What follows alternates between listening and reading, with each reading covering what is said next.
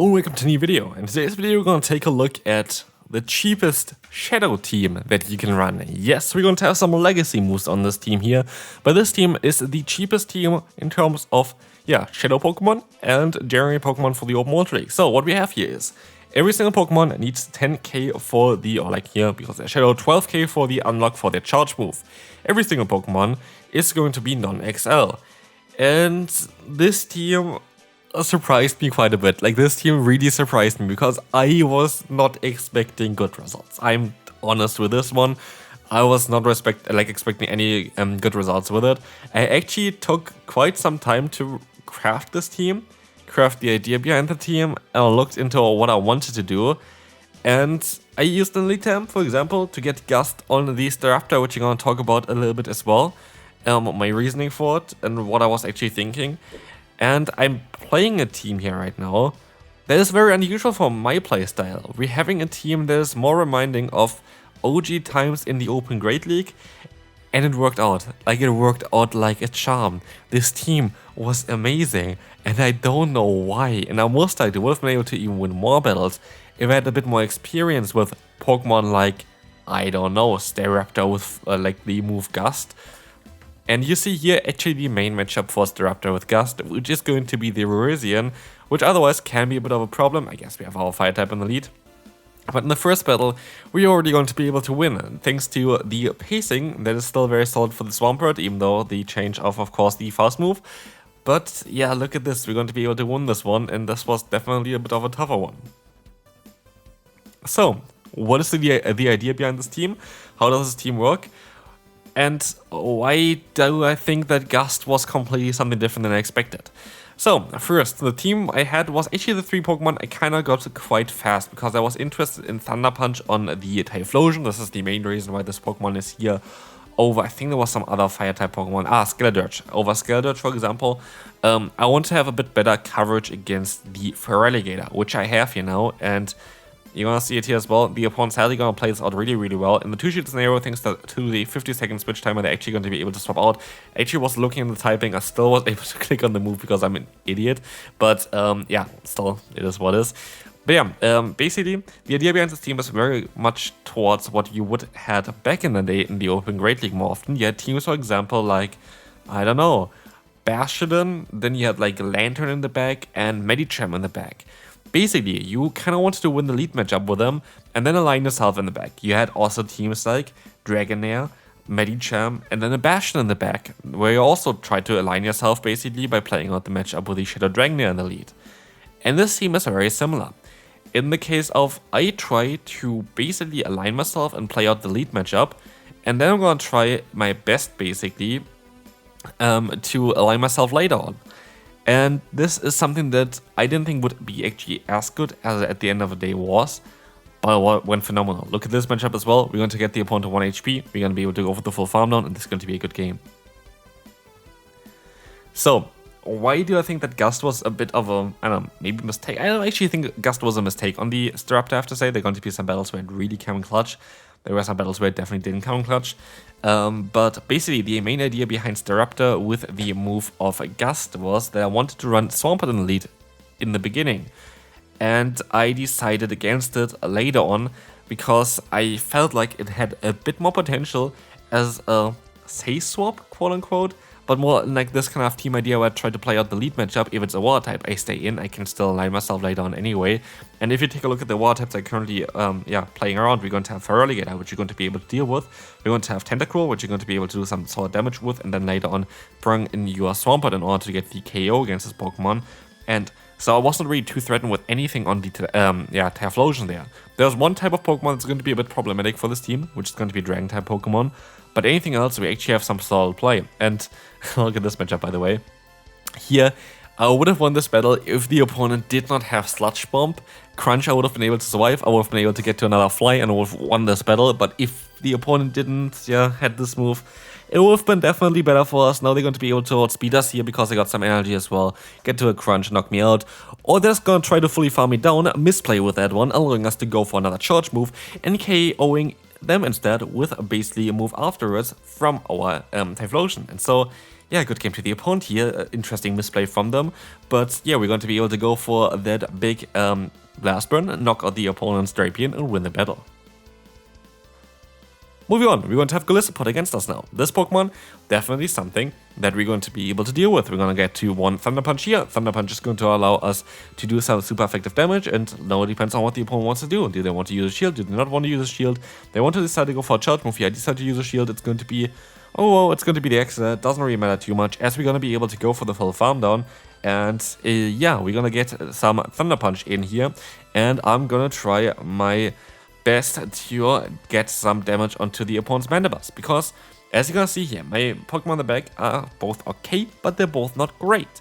And so I'm gonna try to get the final shield here as well with my Typhlosion by using a shield here now, because then I get the opponent with shields down. We have Staraptor, which has Fly and Close Combat, giving it great coverage and hard-hitting moves against the current meta. And then we're going to have in the back, of course, also still our Swampert, which still has play against the opponent's Mandibuzz here. To be fair, I think I go for a charge move here, which is maybe a mistake. I think I go for a charge move. I decided to go for the Fly. I do think that one more Gust would have not been enough damage, and I think they would have gotten an Aerial Ace in time, so I don't think it was a mistake. But as you're gonna see here, sadly, it was a mistake to swap out into the Staraptor. I should have went into my Swampert, but of course I couldn't know what they have in the back, because at this point, this game is sadly over. Unless I can survive a Leaf Blade. Do we survive a Leaf Blade? Like, I mean, it is full HP. No, we don't. And so, yeah, sadly, that's going to be the first loss for this team. But again, I feel like this was a winnable matchup if I just played it a little bit better. Good game to the opponent. We can move on to the next one. Weezing. Weezing is going to be a great lead matchup for us. We're going to see the swap out immediately into the Feraligatr. And again, basically, the main idea behind Gust on the Staraptor was to win guaranteed against Feraligatr in the 2-shield scenario, which was a guaranteed loss if you run a Quick Attack on this Pokemon. This is the main reason why I changed it to Gust. But at the end of the day, it turned out to be more of an answer to Virizion, which get 4-shot by Gust. Just a fast move, which is hilarious. But yeah, we're gonna try our best. This was actually a mistake to swap out here, I feel like. I do think it was better for me to fully farm them down with the other Pokemon. Iceman is coming through. We're gonna have now the Weezing up against us. We can go still for some Fly.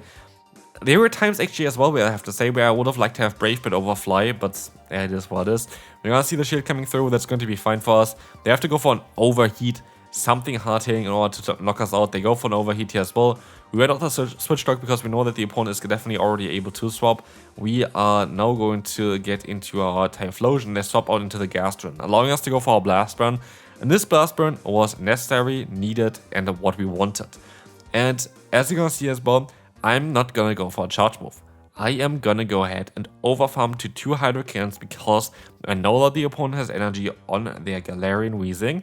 I know that my Typhlosion is in range for 1 Brutal Swing, and I know that I'm in a range for 1 Brutal Swing. And so, at this point, my only win con is to go for back-to-back Hydro Cannon, which we're gonna go for, and we're going to be able to win this battle here. Good game to the opponent. And yes, I went way positive with this team. Like, you basically see, I think, nearly every single battle here as well today.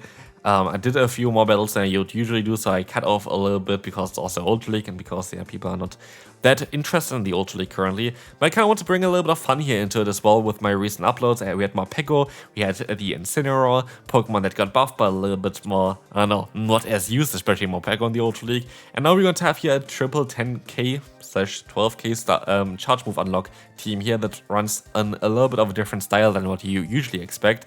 And so I do feel like I'm kind of happy with the content I'm putting out here. If you enjoy the content as well, I would really appreciate it if you could leave a like and subscribe. What do we do here right now? We decided to use a shield so we can swap out into the Typhlosion, force them to swap out into the Gastrodon, and at this point we're going to have 2 Pokemon very, very weak against our own Flying type boy later on. So we're going to be able to go back into our Swampert, try to force some shields here from the opponent, or the KO. The KO would have basically give us the instant win here as well. But we all see the shield coming up from the opponent. Please let the move go through. They would have been so good for us. They decide to use a shield here. Now we have to be a bit mindful about the situation. We might lose this battle now because we have to hope that they don't have Water Pulse. Water Pulse will be really awkward here because Water Pulse does neutral damage, does a lot of stab damage. Yeah, it's gonna be okay. Virizion comes in. No, it's not going to be okay. The opponent going to be able to... Oh, wait. How much damage is Gust doing here? That is a 4-shot. And that is goodbye to the opponent. See ya later. In comes Gastron. Out comes Gastron. Close combat on our Staraptor. See you. Like, it is so hilarious. Like, honestly, like, it is funny how strong this team was. Like, it worked out super well. Like, it literally worked out so well. I think I went a total, by the way, out of transparency reason, of 8-4 with this team. 8-4, I think, is the total number that I went with this team. So yeah, I think I went 3-2 in my first set, 4-1 in my second set, and then I did 2 more battles where won and lost 1. And you're gonna see here as well later on.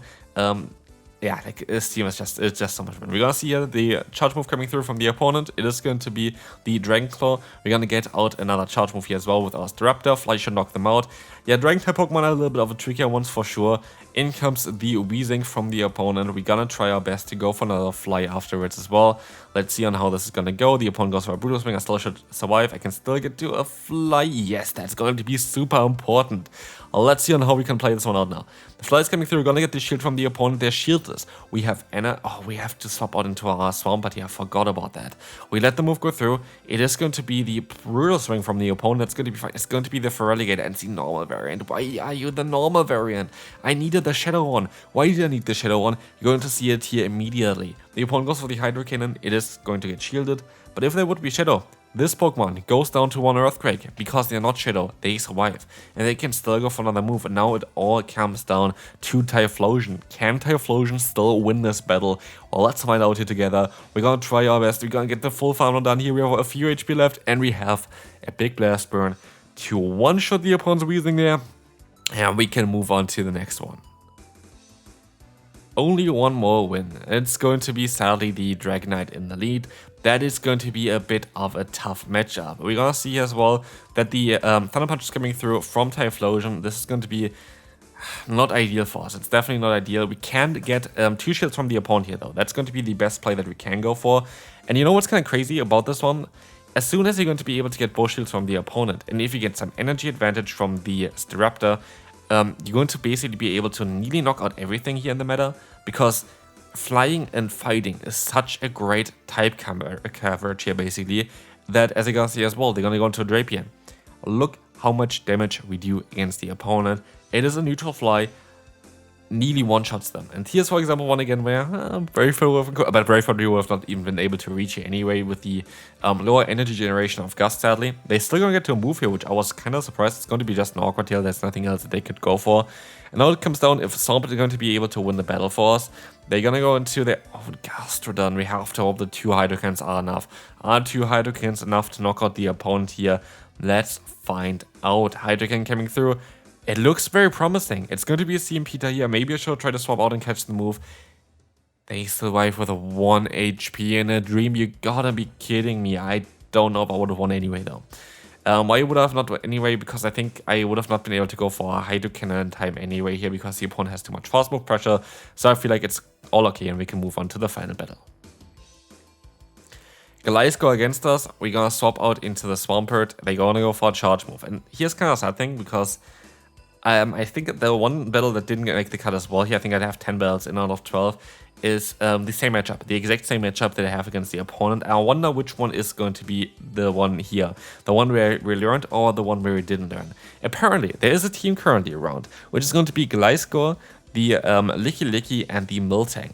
And as you will see here, I decided to use a shield. This is an adaptation from a game earlier on, which I know maybe it was already in here and I just talked over it in the beginning, could be the case as well. But this was an adaptation from a game earlier on basically, where I decided to change up a little bit. I lost against this team before, and now I changed my playstyle knowing that this team exists.